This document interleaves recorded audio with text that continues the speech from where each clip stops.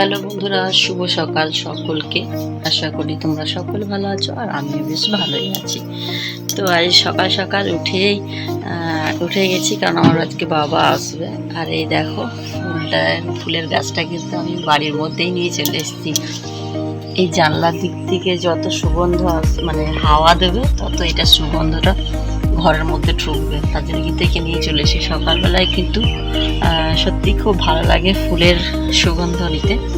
তো সকালে কেন সবসময়তেই ভালো লাগে, তো আজকে নিয়ে চলে এলাম, কারণ এই ফুলটার প্রচণ্ড সেন্ট, জানো।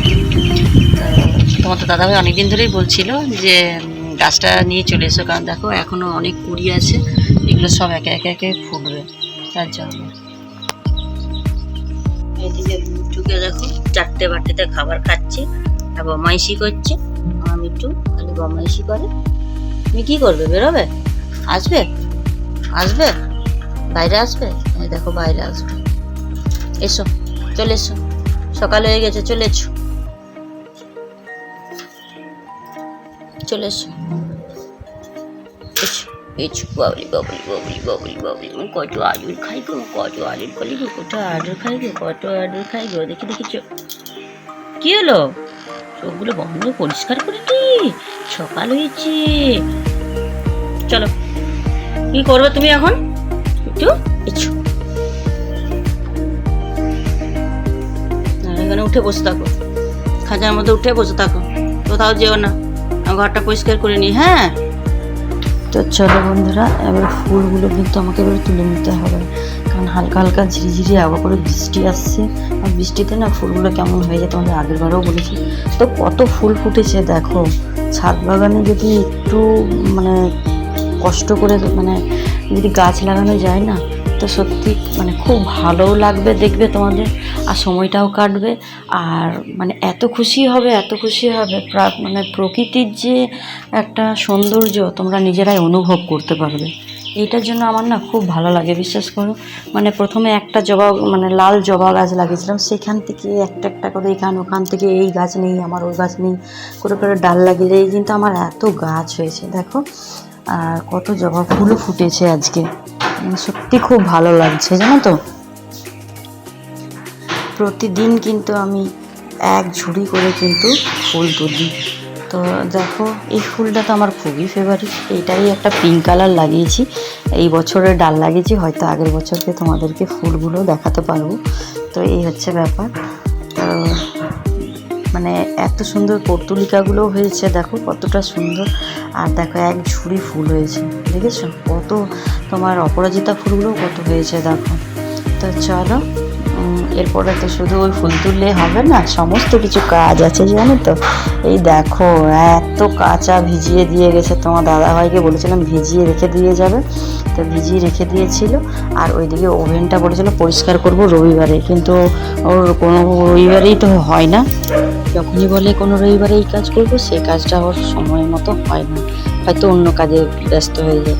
তো চলো আজকে কাচাকুচিগুলো করেই নিই। আর প্রত্যেক দিনই কিন্তু আমার এত কাচাকুচি হয়, তোমরা জানো। এটা কিন্তু আমার ছাদের মধ্যে আমি কলতলা করে নিয়েছি, কারণ এই কাঁচা ধোয়ার জন্য, কারণ ওই নিচ থেকে মানে টেনে তুলে একদম উপরে 3তলায় এসে পরে মানে মেলা খুব কষ্ট হতো, জানো তো। তো আগে যখন আমার বাপের বাড়িতে ওখানে জানো তো ক্যানেল আছে, এখানে তো ক্যানেল পুকুর সেরকম কিছুই নেই। তো আমরা ছোট থেকে ক্যানেল পুকুরে স্নান করে কিন্তু অভ্যস্ত। তো যাই হোক, তো ক্যানেলে গিয়ে না, আগে যখন আমরা ছোট ছিলাম তখন এত ভালো লাগতো কাচতে। তো বিছানার চাদর ওয়ার সব কিছু না আমি লুকিয়ে মারা যেয়ে স্নান করতে চলে যেত, তারপরে আমি কিন্তু ভিজিয়ে দিতাম, মানে ভালো লাগতো কাচতে।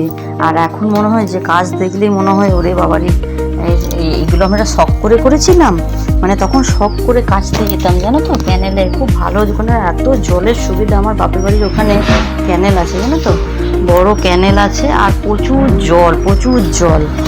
তো যাই হোক, এইভাবেই আমরা মানে বদমাইশি করতাম। কিন্তু বদমাইশি করলে কি হবে, আজকে তো সেটা সত্যি হয়ে গেছে। এখন তো মানে ইচ্ছা না হলেও তোমাকে কাচতে হবে। তো এই দেখো এদিকে টিটু চলে এসছে, আর এদিকে কিন্তু আমি দইয়ের যে ভাঁড়টা ছিল, সেই দইয়ের ভাঁড়টাতে ভাবলাম কিছু কয়েন প্ল্যান্ট অনেক হয়েছে, তো ওইটার মধ্যেও লাগিয়ে দিই, যদি কেউ চায় তো দিয়ে দেবো। তো এই হচ্ছে ব্যাপার। তো কয়েন প্ল্যান্টটা ওই জন্য ছোট্ট জায়গায় লাগাচ্ছি, যাতে কেউ যদি চায় বা আমার মাই যদি বলে যে আমাকে একটু দে, তাহলে আমি দিয়ে দিতে পারবো, নিয়ে যেতে সুবিধা হবে। তো যাই হোক, এই দেখো মাটি তৈরি করে নিলাম, অল্প একটু বালি দিয়েছি আর একটুখানি মাটি দিয়েছি, কারণ এটাতে খুব একটা যত্ন করতে হয় না, এর মধ্যে কয়েন প্ল্যান্টের মধ্যে কোনো সার টার দিতে হয় না, এই একটা সুবিধা, জানো তো। তো এদিকে দেখো পেঁপে হয়েছে, পেঁপেগুলো এখন ছোট্ট ছোট্ট হয়েছে, এই বছরেরই গাছ তো খুবই ছোট হয়েছে।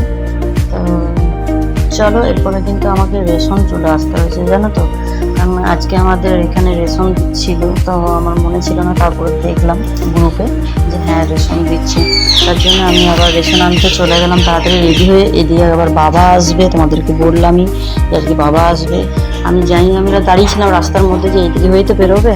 তো যাই হোক, তো দেখলাম যে এদিকে এখনও বেরোয়নি, তো আর অনেকটা ভিড়ও ছিল, জানো তো।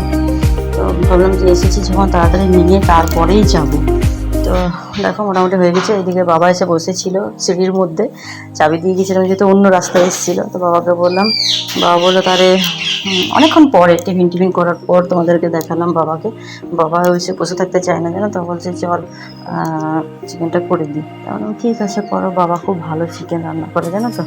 তো আমি বললাম ঠিক আছে তুমি এদিকে করো, আমি তাহলে পুজোটা চান করে পুজোটা করে নিই, তুমি আমাকে চিকেনটা করো, আর এদিকে আমি ভাত পোস্ত ভাজাভুজি যা হবে সেগুলো আমি করে নেবো। তো বাবা বললো ঠিক আছে, আমাকে সব জোগাড় করে দিন। তো জোগাড় করে দিলাম, তোমরা দেখতেই পাচ্ছ। মা বাবা এমনই জিনিস না, মানে মেয়ের বাড়িতে এসে যে বসে খাবো সেরকম কিন্তু আমার মা বাবা নয়, আমার মাও তাই, মানে যদিও আসে না তো কী করবো, মানে আমাকে কিছু করতেই হয় না সেইভাবে, এতটাই মানে আমাকে করে, জানে তো যে মেয়েটা অনেক সারাদিন কষ্ট করে। তো এই হচ্ছে ব্যাপার। এইদিকে দেখো আমাদের কাঁঠাল গাছে দুটো কাঁঠাল হয়ে আছে, এটা ফেটে যাচ্ছে, জানো তো। তো ভাবলাম মানে কাউকেই পাচ্ছিলাম না যে কে পেরে দেবে, বাবাকে বললাম বাবা এরকম দুটো কাঁঠাল আছে, তো লগা দিয়ে পেরে দেবো। বাবা বলছে না না দেখছি দাঁড়া চ। তো দিয়ে পরে দেখছি ওরে বাবার, আমি জানতাম না যে বাবা এরকম গাছে উঠতে পারে, জানো তো। তো দেখলাম যে কি সুন্দর গাছে উঠে গেল, আর আমার তো ভয়ে জীবনটা দিক করছিল যে রে বাপরে, তো পড়ে গেলে তো আমার যা হওয়ার তাই হবে। দেখো একটা কাঁঠাল পারলো আর একটা কাঁঠাল পারলো, এই দুটোই ছিল, জানো তো। আর নিচের যে কাঁঠালগুলো ছিল সেগুলো আমার শাশুড়ি মার লোককে দিয়ে দিয়েছে, তো আমরা খেতে পারিনি, এই হচ্ছে ব্যাপার। বাবা যখন পেরে দিল, আর যখন নামছে মনে হচ্ছে ঠাকুরকে ডাকছি যে ঠাকুর যেন ভালোভাবে নামে। তো যাই হোক দেখো কাঁঠালটা আর অনেকটাই শক্ত ছিল, এখনও কয়েকদিন রাখতে হবে। তো যাই হোক, এই কাঁঠালটা কাউকে, দুটো কাঁঠাল তো খেতে পারবো না, একটা বাবাকে দিয়ে দেবো, বললাম যে সবাইকে যেন দিয়ে দেয়, কারণ একা খেতে পারবে না। আর একটা আমি রাখলাম, কারণ আমার ছাত্ররা সব আসে পড়তে, ওদেরকে দিয়ে দেবো সবাইকে অল্প অল্প করে।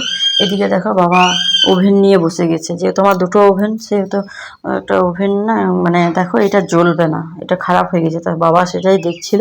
কারণ বাবা এসে খালি কাজ করে ফ্যান সারবো, আর না হলে গ্যাস ওভেন সারবে, মানে এরকম মানে টুকিটাকি কাজ করতেই থাকে, মানে যেটা মানে মানে বসে থাকবে না, মেন হচ্ছে বসে থাকবে না। হ্যাঁ, তো এসে পরে যা পারে তাই করতে থাকে, জানো তো।